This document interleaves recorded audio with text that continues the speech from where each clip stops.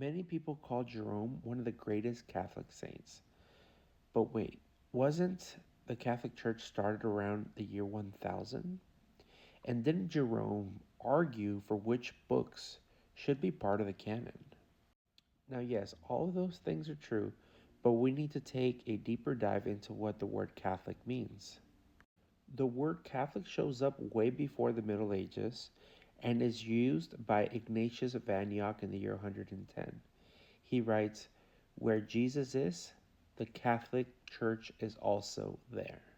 So during Jerome's time, which was between the 300s and the 400s, the word was already circulating. The word Catholic meaning universal.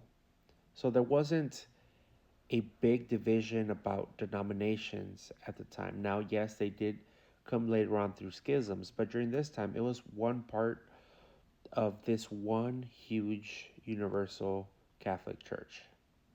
Now, Jerome was a monk and a scholar, and the Pope at the time asked him to make a clean cut translation of the Bible. This would become the Latin Vulgate, which would be used in Christianity for over 1,000 years. It was an amazing work. Now, as he worked on the Vulgate, he would preface the translations by giving his opinion, and he favored the Hebrew text. So there was translations going around at the time, and he chose to translate the Hebrew text. He didn't go based off of the Greek translation of the Hebrew Testament, the very popular one called the Septuagint. He went directly from the text. And he questioned books like Judith, Tobit, and Maccabees that are called the Deuterocanonical books, or also known as Apocrypha.